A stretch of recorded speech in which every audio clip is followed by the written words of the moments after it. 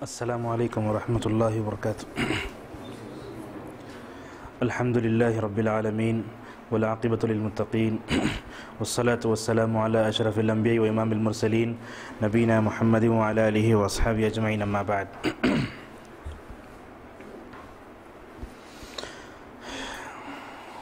معزز حاضرین، بزرگوں، نوجوان دوستوں اور اسلامی ماں اور بہنوں،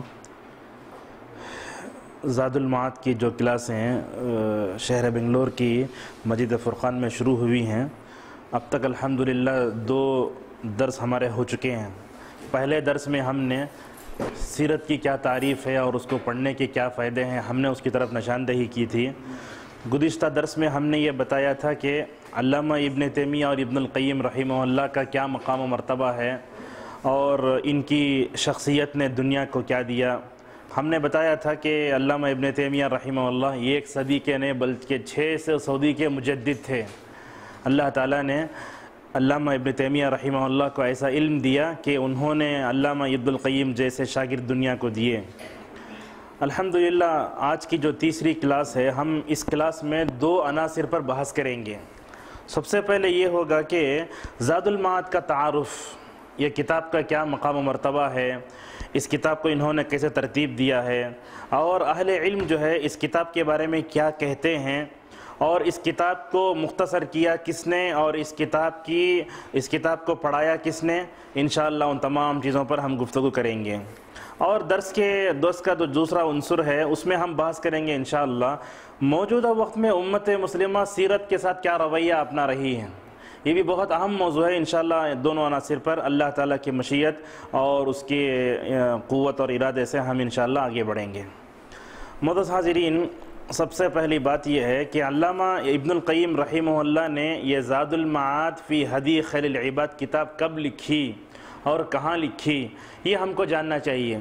اس بارے میں علامہ ابن القیم رحمہ اللہ نے خود اپنے کئی جگہ لکھا ہے کہ علامہ ابن القیم نے کتاب سفر حج میں لکھی تھی۔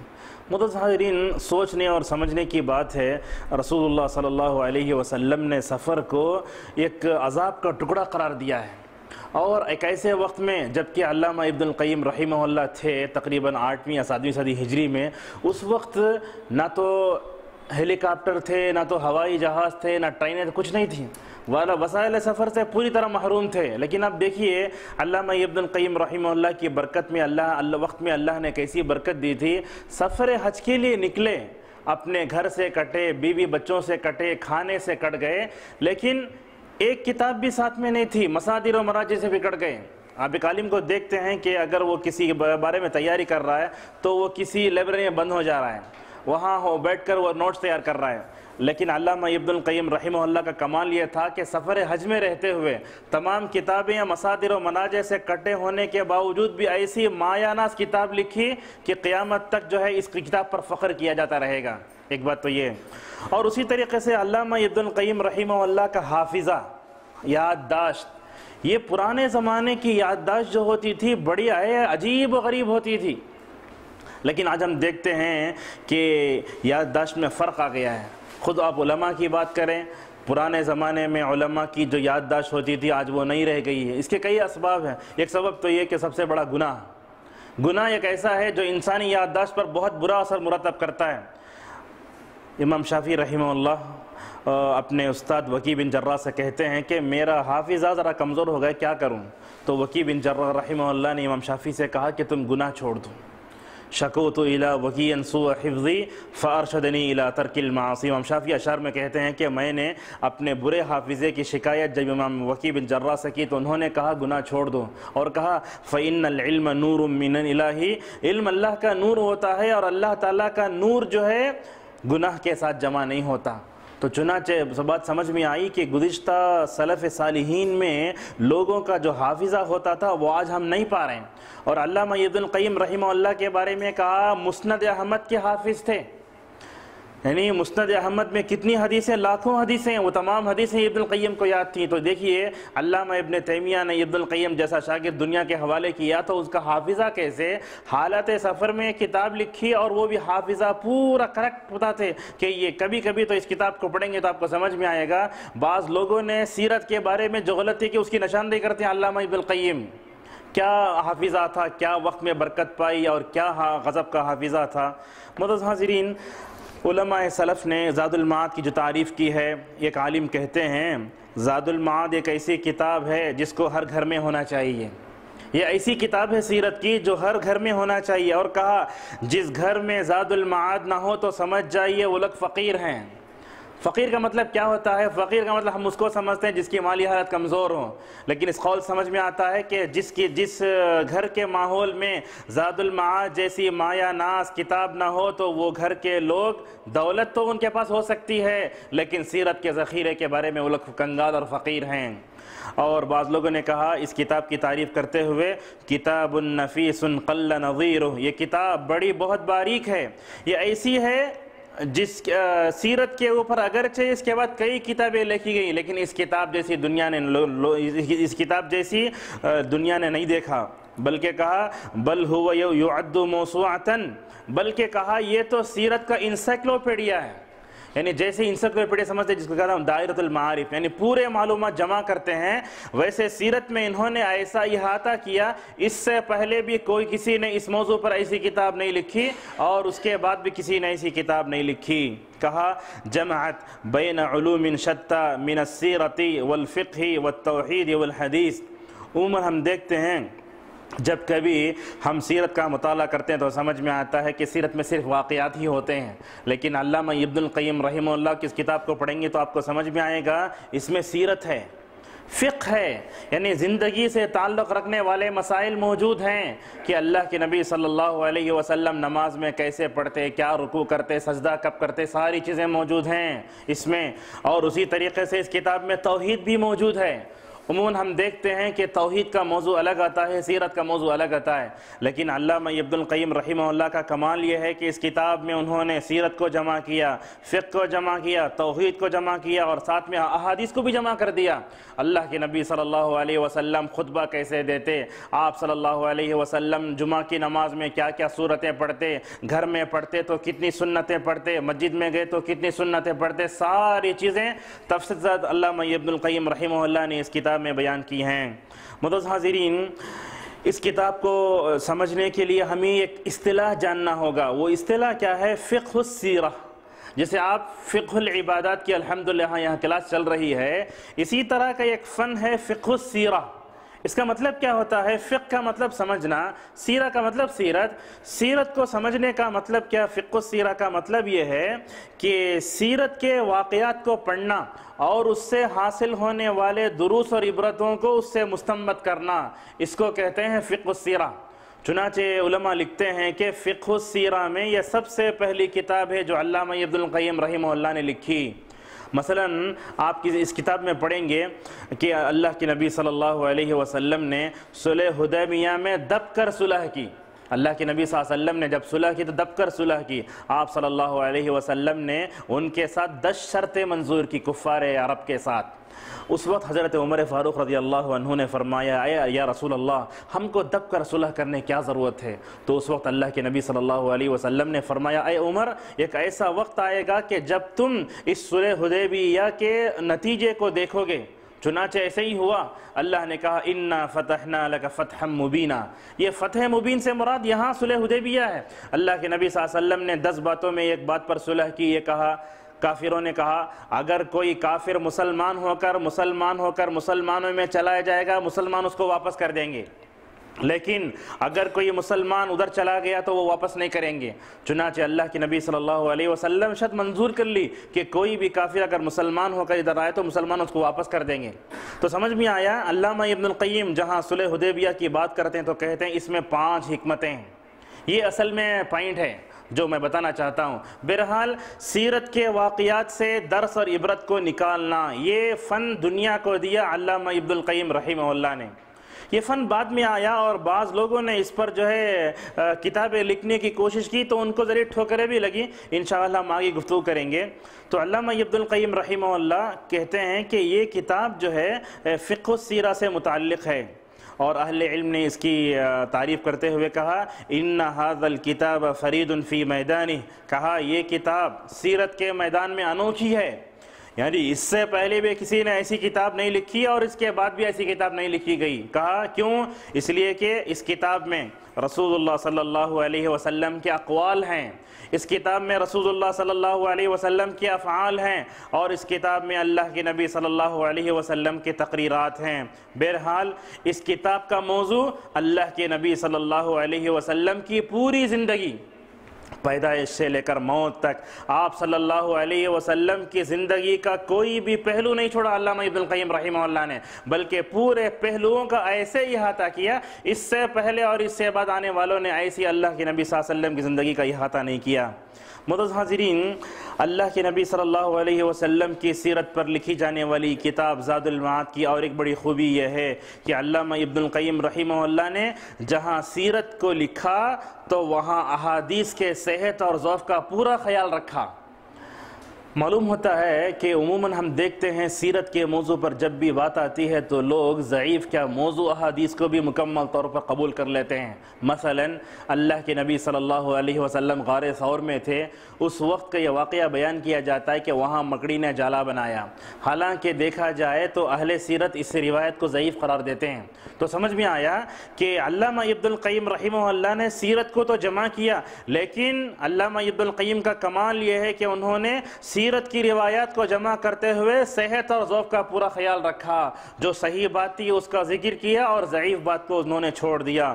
اور علامہ ابن القیم رحمہ اللہ کی اس کتاب کی اور ایک خوبی یہ ہے کہ وہ سیرت کا تذکرہ کرتے کرتے فقہ کا تذکرہ بھی کرتے، اور اس کے بعد روایات کو ترجیح دیتے، کہتے اللہ کے نبی صلی اللہ علیہ وسلم نے ایسے موقع پر ایسے کیا. آپ پوری کتاب کا مطالعہ کریں گے تو آپ کو یہ بات سمجھ میں آئے گی. ابن القیم دلیل کی بنیاد پر چلتے ہیں. کہا جاتا ہے دلیل جہاں ہے وہیں ہم کو رہنا چاہیے. چنانچہ علامہ ابن القیم رحمہ اللہ نے اس کتاب میں دلیل کی بنیاد پر ہر بات کو ترجیح دی. مثلا یہ مسئلہ آیا رسول اللہ صلی اللہ علیہ وسلم نے میمونہ سے نکاح کیا تھا حالت احرام میں. یہ بڑا مسئلہ ہے. حالت احرام میں نکاح کرنا جائز نہیں اور پیغام دینا بھی جائز نہیں ہے، لیکن میمونہ رضی اللہ عنہا سے اللہ کے نبی صلی اللہ علیہ وسلم نے نکاح کیا حالت احرام میں. اس روایت کا تذکرہ کرتے علامہ ابن القیم رحمہ اللہ فرماتے ہیں کہ اللہ کے نبی صلی اللہ علیہ وسلم نے حالت احرام میں نکاح نہیں کیا. کس سے؟ میمونہ سے. بلکہ خود میمونہ فرماتی ہیں تزوجنی رسول اللہ صلی اللہ علیہ وسلم وہو حلال. کہا اللہ کی نبی نے میرے سے نکاح کیا تو میں اس وقت جو ہے وہ آپ صلی اللہ علیہ وسلم اس وقت حالت احرام میں موجود نہیں تھے. تو یہ باریک سے باریک باتیں آپ کو ملیں گی علامہ ابن القیم کی کتاب میں. اور یہ کتاب ایسی ہے اگر آپ سیرت کی دوسری کتابوں کو پڑھیں گے تو آپ الجھ جائیں گے کون سی چیز صحیح کون سی چیز غلط. لیکن علامہ ابن القیم رحمہ اللہ کی اس کتاب کو پڑھیں گے تو سمجھ میں آئے گا کہ دلیل کی بنیاد پر یہی بات زیادہ صحیح ہے. اور اس کتاب میں باریک سے باریک مسائل بھی موجود ہیں، اور ایسے ایسے علمی نکات علامہ ابن القیم رحمہ اللہ نے اپنی کتاب میں جمع کیے. کہنے والے اہل علم نے کہا کہ اس سے پہلے وہ نکتے کسی اور کتاب میں ہم کو مل نہیں سکے، اور اس کے بعد بھی وہ کتاب جو ہے اس کے بعد بھی وہ نکتے علمی نکات دوسرے کتابوں میں مل نہیں سکے. معزز حاضرین، اس کتاب کا تعارف کیا؟ یہ تو ہم نے کتاب کے بارے میں اہل علم کے اقوال بتایا اور اس کتاب کی کچھ خصوصیات بتائی. اب اس کتاب میں کیا ہے ہم اس پر ایک جو ہے ہلکی سی نگاہ ڈالیں گے. سب سے پہلے علامہ ابن القیم رحمہ اللہ نے اپنی کتاب کا آغاز کیا اللہ تعالیٰ کی تعریف اور پھر نبی کریم صلی اللہ علیہ وسلم پر درود و سلام سے. اس کے بعد سب سے پہلے انہوں نے اپنی کتاب کا آغاز کیا رسول اکرم صلی اللہ علیہ وسلم کے مبارک نسب سے. یعنی اللہ تعالیٰ نے ساری دنیا میں اللہ کے نبی صلی اللہ علیہ وسلم کو بنو اسماعیل میں سے کیوں چنا؟ آپ کا نسب کیسا تھا؟ آپ کا نسب کتنا پاکیزہ تھا؟ آپ کا نسب دنیاوی دینی اعتبار سے کتنا اونچا تھا؟ یہ تمام چیزیں علامہ ابن القیم رحمہ اللہ نے اپنی کتاب کی شروع میں بیان کی ہیں. اور اس کے بعد آپ دیکھتے جائیں گے کتاب میں رسول اکرم صلی اللہ علیہ وسلم کی عبادات کا کیا حال تھا. آپ ظہر میں کیا پڑھتے، عصر میں کیا پڑھتے، مغرب میں کیا پڑھتے، عشاء میں کیا پڑھتے، آپ کی عبادات کیفیت کیا ہوتی. عبادات کا مطلب صرف جو ہے رکوع سجدے کی حد تک نہیں، بلکہ کسوف سے لے کر استسقاء سے لے کر پوری نمازوں کا تذکرہ فرمایا کہ اللہ کے نبی صلی اللہ علیہ وسلم ہر موقع پر کیا کرتے تھے، عیدین میں کیا کرتے، عورتوں کو لے جاتے نہیں لے جاتے، ساری چیزوں کا تذکرہ فرمایا. اور اسی طریقے سے اللہ کے نبی صلی اللہ علیہ وسلم کی مبارک عادت کیسے تھی، آپ صلی اللہ علیہ وسلم کی عادت و اطوار کیسے تھے۔ اور اب دیکھیں گے اس کتاب میں اللہ کے نبی صلی اللہ علیہ وسلم کی غزوات، یعنی بدر سے لے کر تبوک تک کی ساری جنگوں کا تذکرہ اس کتاب میں تذکرہ فرمایا۔ اور اللہ کے نبی صلی اللہ علیہ وسلم کے پاس جو وفد اسلام کا مطالعہ کرنے کے لیے آتے تھے ان پورے وفود کا تذکرہ فرمایا۔ نجران کا وفد کب آیا، وفد عبد القیس کب آیا، ان تمام چیزوں کا تذکرہ فرمایا۔ معزز حاضرین، اس کتاب کی سب سے بڑی خوبی جو ہے، اس کتاب کے تعارف میں جو کہنا چاہوں گا، اللہ کے نبی صلی اللہ علیہ وسلم جب بیماری آ جاتی تو اپنی بیماری کا روحانی علاج کیسے کرتے تھے، یہ سب سے اہم نقطہ ہے۔ ایک آدمی بیمار ہوتا ہے، جسمانی طور پر ہم ڈاکٹروں کا ان کا سہارا لیتے ہیں، یہ جائز تو ہے، لیکن ایک آدمی کے اوپر شیطان کا حملہ ہو جائے، ایک آدمی کے اوپر جن کا اثر ہو جائے، ایک آدمی پر نظر بد ہو جائے تو اس کو کیا کرنا چاہیے؟ آپ اس کتاب میں دیکھیں گے نظر بد سے تعلق رکھنے والی دعاؤں کو جمع کیا 6 یا 7۔ اس کتاب کی بڑی خوبی ہے نظر بد کا علاج کیسے کرنا چاہیے، اللہ کے نبی صلی اللہ علیہ وسلم نے کیسے کیسے نظر بد کو دور کیا، اس کتاب میں آپ مکمل طور پر پائیں گے۔ اور اسی طریقے سے اللہ کے نبی صلی اللہ علیہ وسلم کیا کھاتے تھے، کیا پیتے تھے، اس کتاب میں موجود ہے، یہ سب سے اہم چیز ہے۔ اور اسی طریقے سے اللہ کے نبی صلی اللہ علیہ وسلم احکام، آپ صلی اللہ علیہ وسلم نے جہاد کیا تو جہاد کے مراتب بیان کرتے۔ جہاد کا ایک مرتبہ یہ ہے کہ انسان اپنے نفس سے جہاد کرے، جہاد کا ایک درجہ یہ ہے کہ آدمی اہل کتاب سے جہاد کرے، جہاد کا ایک درجہ یہ ہے کہ آدمی کفار سے جہاد کرے، مشرکین سے جہاد کرے۔ تو جہاد کے 4 مراتب بتاتے ابن القیم رحمہ اللہ۔ اور اسی طریقے سے اس کتاب کا خاتمہ کیا نکاح اور طلاق کے مسائل میں۔ نکاح میں ایک انسان کو اللہ کے نبی صلی اللہ علیہ وسلم کا اسوہ کیسے اپنانا چاہیے، اگر عورت خلا لیتی ہے تو کیسے اس کو اپنانا چاہیے۔ تو اس کتاب کے ذریعے علامہ ابن القیم نے دنیا کو یہ تصور دیا کہ سیرت جو ہے صرف جو ہے کچھ واقعات کا نام نہیں ہے، بلکہ زندگی کے ہر شعبے سے تعلق رکھنے والا مسئلہ سیرت کا ہے۔ چنانچہ ہم کو چاہیے کہ ہم زندگی کے ہر شعبے میں رسول اکرم صلی اللہ علیہ وسلم کی مکمل طور پر جو ہے اقتداء کریں۔ چنانچہ اس کتاب کے شروع میں وہ لکھتے ہیں، کیا لکھتے ہیں؟ کہتے ہیں علامہ ابن القیم رحمہ اللہ کہ اللہ کے نبی صلی اللہ علیہ وسلم کو، اللہ کے نبی صلی اللہ علیہ وسلم کی انسانیت کو ضرورت کیوں ہے، یہ سوال پیدا کرتے ہیں، اور خود اس کے بعد اس کا جواب دیتے کہتے ہیں کہ آدمی کو اپنے کھانے پینے سے زیادہ رسول اکرم صلی اللہ علیہ وسلم کو اس کی ضرورت ہے۔ کیوں؟ اس لیے کہ اس دنیا میں زندگی گزارنا ہے تو ہم کو رسول اللہ کا اسوہ چاہیے۔ آخرت میں اگر اللہ کے نبی صلی اللہ علیہ وسلم کی معیت اور آپ کی رفاقت اور آپ کی معیت مبارکہ حاصل کرنا ہے، چنانچہ اللہ کے رسول کے اسوے کو ہمیں پڑھنا چاہیے۔ بہرحال دنیا کو نبوت کی کتنی ضرورت ہے، اور جب تک دنیا نبوت کا جو ہے انتظار کرتی رہی اور اس پر عمل کرتی رہی تو اس کے کیا فائدے ہوئے، علامہ ابن القیم رحمہ اللہ نے اپنی کتاب کے مقدمے میں اس کو ذکر کیا ہے۔ معزز حاضرین، یہ کتاب کے بارے میں جیسے میں نے کہا انسائکلوپیڈیا ہے، یعنی اس میں فقہ بھی ہے، عقیدہ بھی ہے، توحید بھی ہے، ساری چیزیں موجود ہیں۔ اس کتاب میں آپ دیکھیں گے فقہ کے بارے میں امام مالک کا قول نقل کیا، امام ابو حنیفہ کا قول نقل کیا، امام شافعی کا قول نقل کیا، لیکن کہا کہ ان تمام مسائل میں فلاں عالم کی بات ہمیں زیادہ اچھی لگتی ہے، اور جن فقہا سے مسائل میں جہاں جہاں غلطی ہوئی ان کی طرف بھی نشاندہی کی۔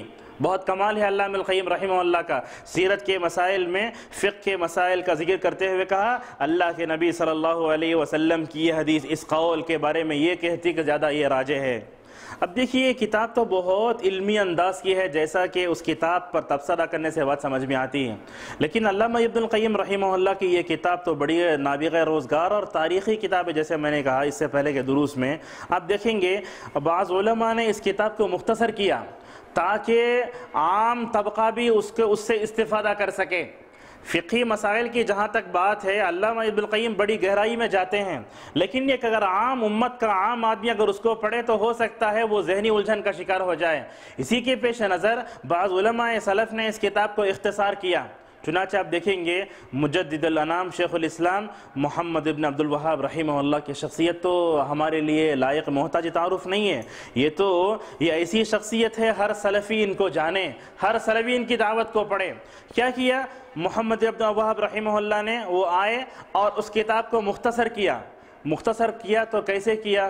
جہاں فقہی مسائل زیادہ تھے اس کو حذف کیا تاکہ ایک عام آدمی جب اس کتاب کو پڑھے تو رسول اکرم صلی اللہ علیہ وسلم کے اسوے کو جان لے۔ یہی کتاب ہے جس کا ترجمہ بھی ہوا ہے اور دارالسلام سے کتاب چھپی بھی ہے اور ہر جگہ جو ہے مکمل طور پر ملتی بھی ہے۔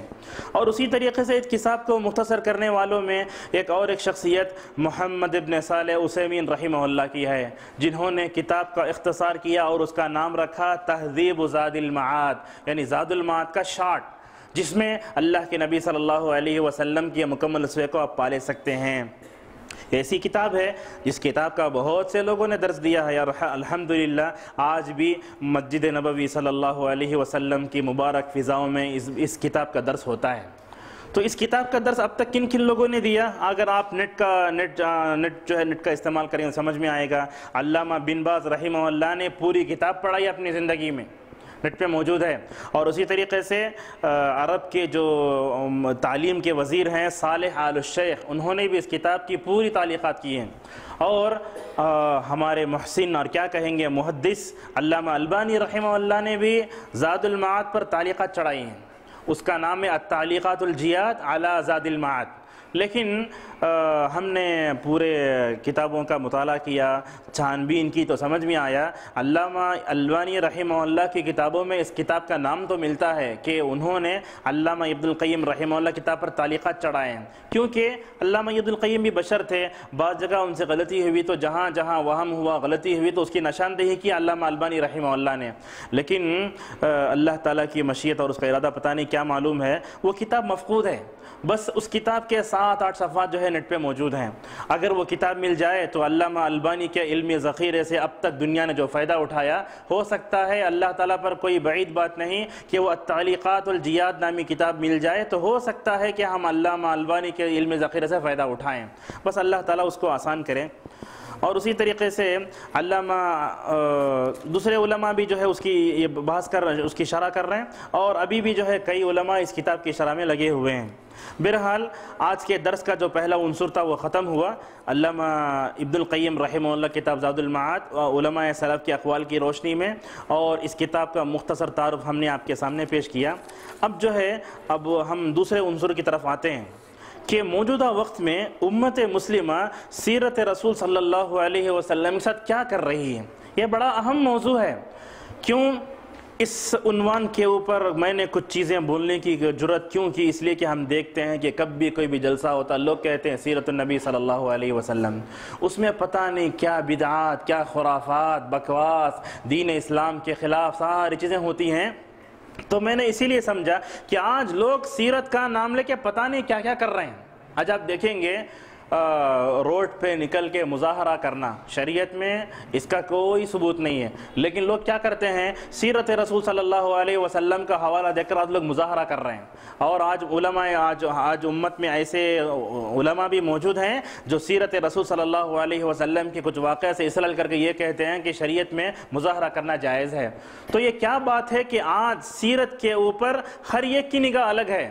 امت کا ایک طبقہ ایسا ہے جو سیرت کے صرف فضائل کو پڑھنا چاہتا ہے، اور امت کا ایک طبقہ ایسا ہے جو سیرت رسول صلی اللہ علیہ وسلم کو صرف دعوتی نقطہ نظر سے دیکھتا ہے، اور امت کا ایک طبقہ ایسا ہے جو سیرت کو حکومت اور خلافت تک محدود رکھتا ہے، اور امت کا ایک طبقہ ایسا بھی ہے جو سیرت میں سے صرف کتاب الجہاد کو پڑھنا چاہتا ہے۔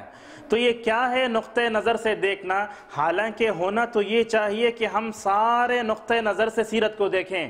اللہ کے نبی صلی اللہ علیہ وسلم کی سیرت کسی خاص جو ہے شعبے سے خاص نہیں ہے، بلکہ زندگی کے ہر معاملے میں جو ہے مکمل طور پر ہماری رہنمائی کرتی ہے۔ معزز حاضرین، سیرت میں سب سے پہلے کس نے کتاب لکھی یہ بھی ہمیں جاننا ضروری ہے۔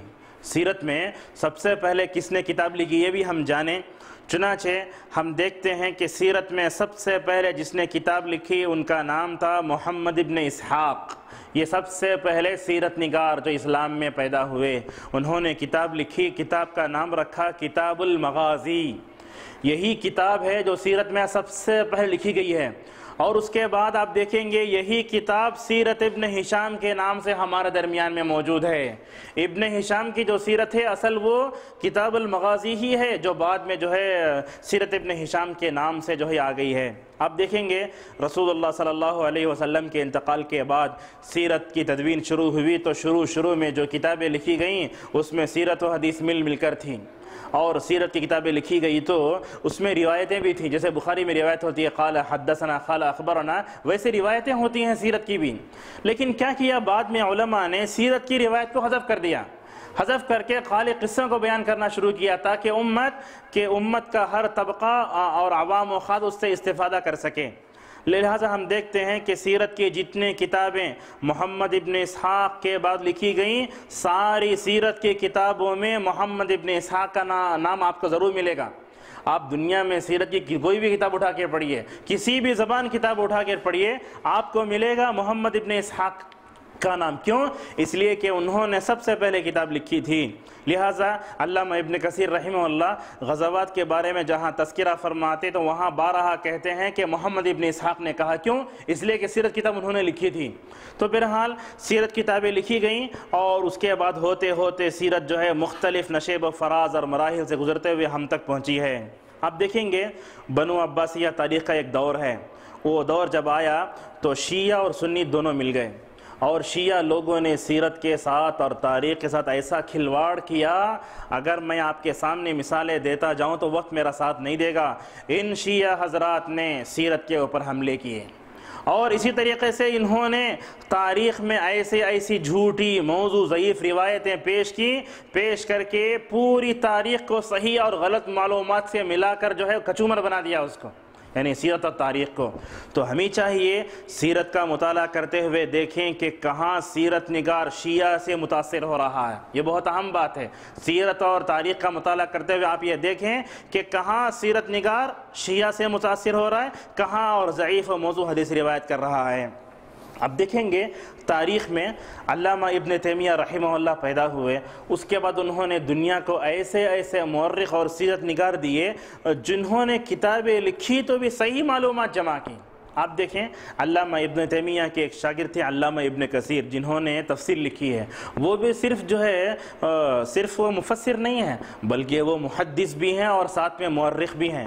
انہوں نے کتاب لکھی، اس کتاب کا نام رکھا البدایہ والنہایہ، یہ کتاب ملتی بھی ہے۔ آپ دیکھیں گے آدم علیہ السلام کے زمانے سے لے کر رسول اکرم صلی اللہ علیہ وسلم، صحابہ کرام، تابعین کے زمانے تک پوری چیزیں جمع کر دی اس میں۔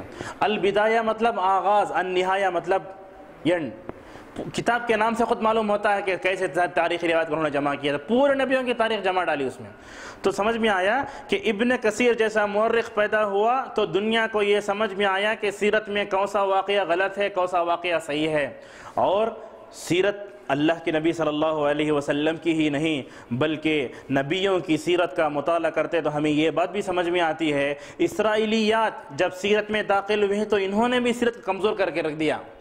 مثلا اسرائیلی روایتوں میں آتا ہے نعوذ باللہ حضرت داؤد علیہ السلام زانی تھے، ایسی روایتیں ہمیں کتابوں میں ملتی ہیں۔ اگر سادہ لوگ مسلمان اگر اس کو پڑھ لے گا تو کیا سمجھے گا؟ وہ سمجھے گا کہ نعوذ باللہ داؤد علیہ السلام سے گناہ کبیرہ ہوا ہے۔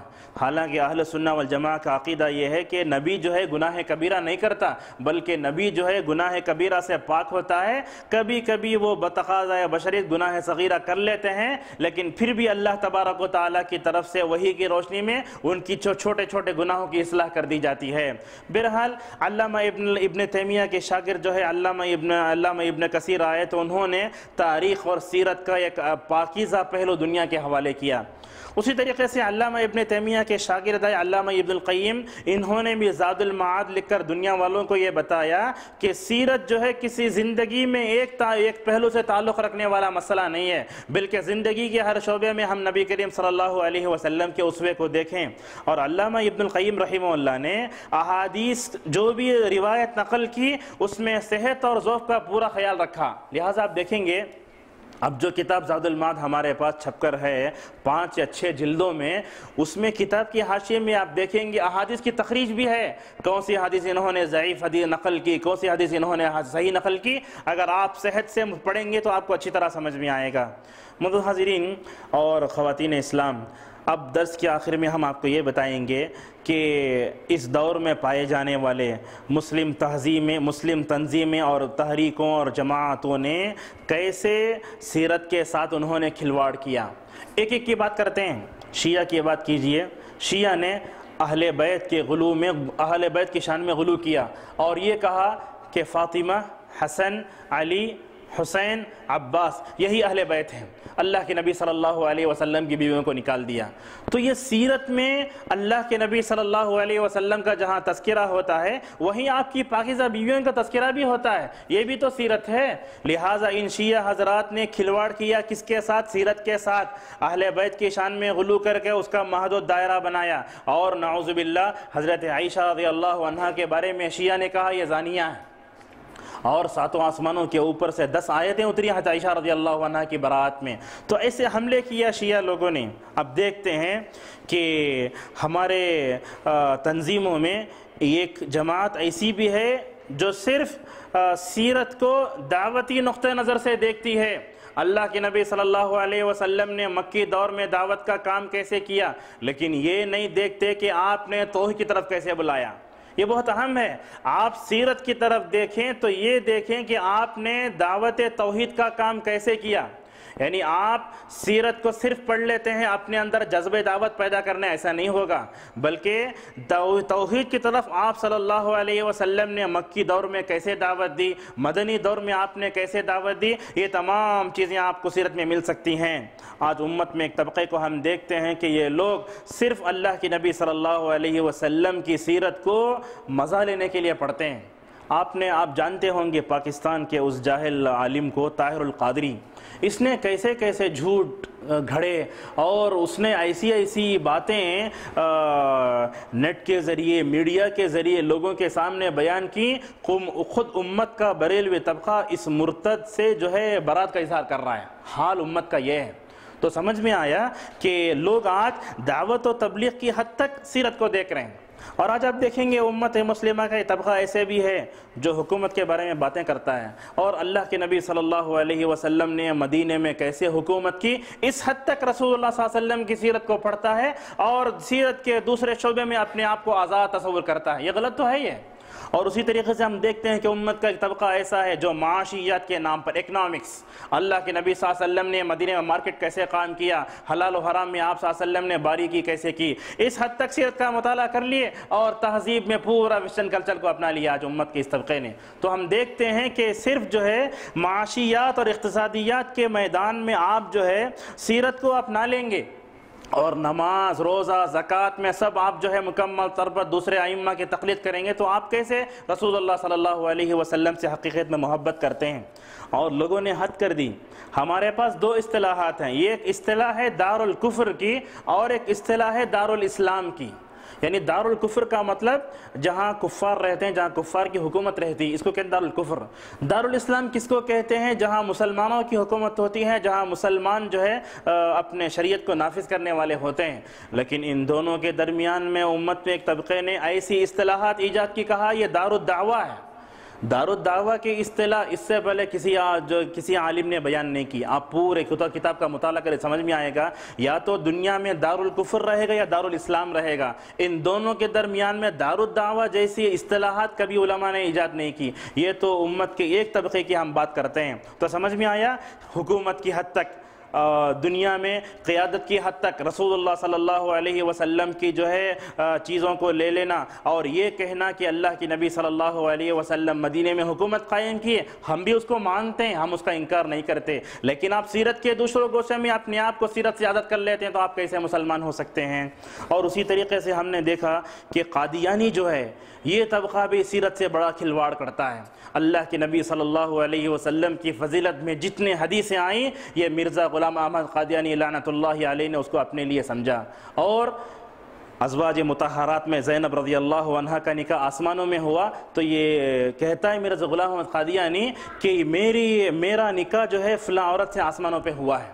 اور یہ قادیانی، مرزا غلام احمد قادیانی کے سارے بچوں کو صحابہ کہتے ہیں، یہ ساری چیزیں اچھی سمجھ میں آتی ہیں، تو سیرت نبی صلی اللہ علیہ وسلم کھلواڑ نہیں تو کیا ہے کہ ہم جو ہے اہل جماعت ہم دیکھتے ہیں مسلمانوں میں، اور یہ قادیانیوں کے کافر ہونے میں کوئی جو ہے ہم کو شک نہیں کرنا چاہیے، بلکہ بر صغیر کے مختلف مکاتب فکر، حنفیہ، شافعیہ، مالکیہ، پورے اہل حدیث، پورے علماء نے متفقہ فیصلہ دیا لوگ کافر ہیں۔ ان سے لین دین کرنا اور ان سے جو ہے دوستی کرنا اور ان سے شادی وغیرہ کرنا ہمارے لیے جائز نہیں ہے، جیسا کہ علماء کا متفقہ فیصلہ ہے۔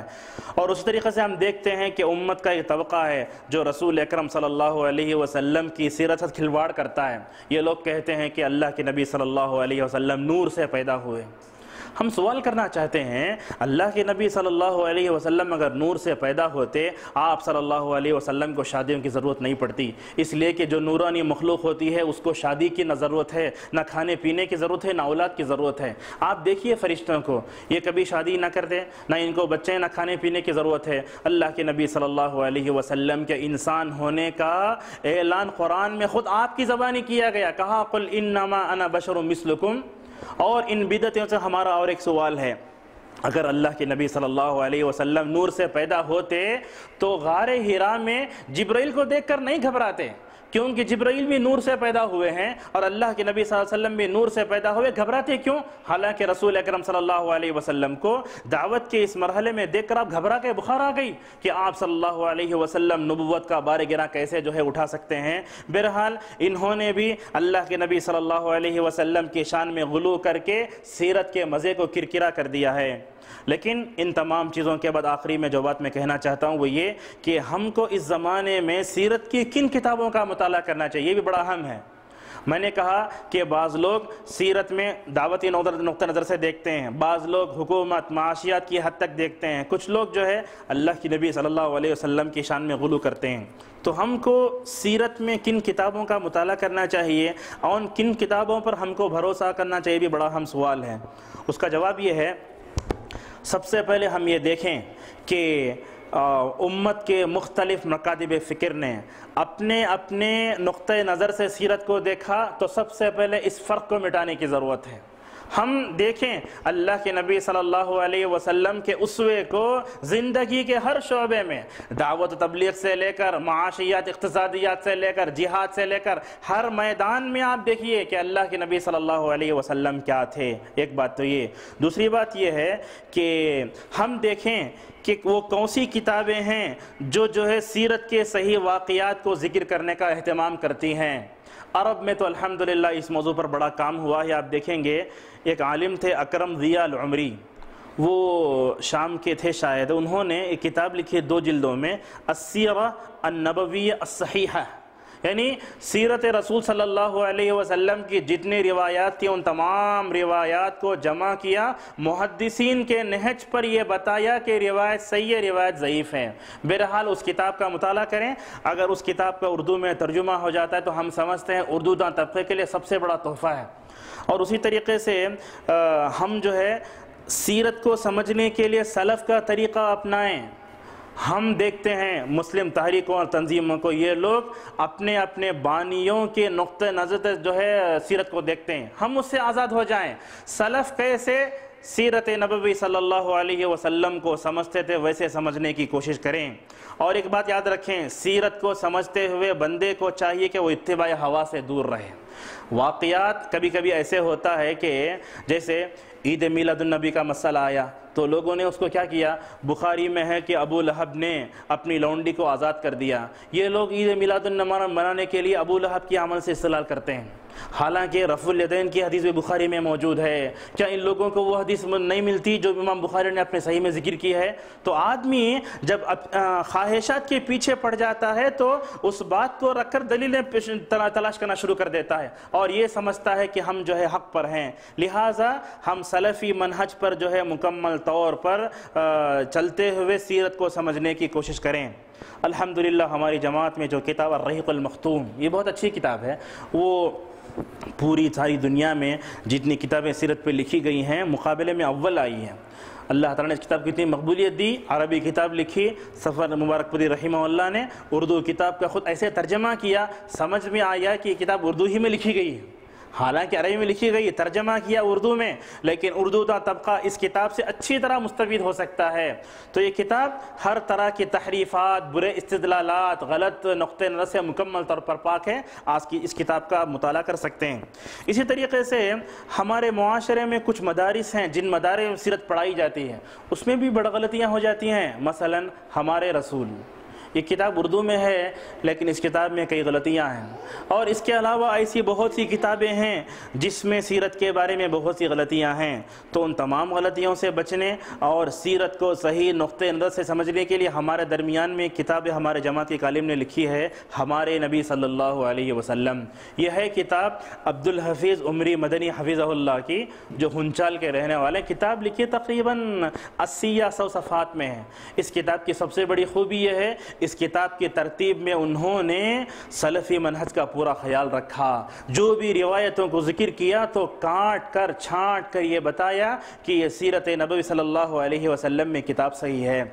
اتنا ہی نہیں بلکہ ان کا احسان اردو دا طبقے پہ ایسا ہے، خلفائے راشدین کی بھی کتاب لکھی، اور بنو امیہ کی بھی کتاب لکھی، بنو عباسیہ بھی کتاب لکھی، سلطنت عثمانیہ کے بارے میں بھی انہوں نے کتاب لکھی۔ لیکن آپ دیکھیں گے تاریخ میں جو غلطیاں عموماً دوسروں سے ہوتی ہیں وہ غلطیاں ان سے نہیں ہوئی ہیں۔ تو آپ ہمارے نبی کتاب کا مطالعہ کیجئے اور اس کتاب کو اردو طبقے میں زیادہ جو ہے پھیلائیے، تاکہ ہمارے مرد عورتیں اور جو ہے تمام لوگ جو ہے مکمل طور پر صحیح سے طور پر اس سے استفادہ کر سکیں۔ تو آج ہم نے 2 عناصر پر گفتگو کی ہے۔ ایک بات تھی سیرت نبوی صلی اللہ علیہ وسلم کے موضوع پر جو کتاب لکھی زاد المعاد کی، اس کے بارے میں علماء کیا اقوال تھے اور اس کتاب کو انہوں نے جو ہے کیسے ترتیب دیا تھا، ہم نے اس پر گفتگو کی، اور یہ بتایا کہ فقہ السیرہ کے موضوع پر ایک کتاب ہے جو لکھی گئی ہے، اور ہم نے آج کے درس میں دوسرے جو عنصر پر گفتگو کیا کہ امت کا موجودہ رویہ سیرت رسول صلی اللہ علیہ وسلم کے ساتھ کیا ہے، ان تمام چیزوں پر ہم نے گفتگو کی۔ اللہ تعالیٰ سے ہماری دعا ہے کہ اللہ تعالیٰ کہنے سننے سے عمل کرنے توفیق عطا فرمائے، اور سیرت کی جو کتاب زاد المعاد ہے اس کو پڑھنے اور اس کے مطابق زندگی گزارنے توفیق عطا فرمائے، اور سیرت کے بارے میں جو سلفی نقطہ نظر ہے اس نقطہ نظر کو اپنانے توفیق عطا فرمائے۔ انشاءاللہ آنے والے درس میں زاد المعاد کا انشاءاللہ مستقل درس شروع ہو جائے گا۔ آپ تمام لوگوں سے گزارش ہے کہ جس طرح دلچسپی سے آپ لوگ 3 درسوں میں آئے، آنے والے درس میں آنے کی کوشش کریں۔ اللہ تعالی ہم تمام کو سیرت رسول صلی اللہ علیہ وسلم سے محبت کرنے اور اس کے مطابق زندگی کو توفیق عطا فرمائے۔ وآخر دعوانا الحمدللہ رب العالمین۔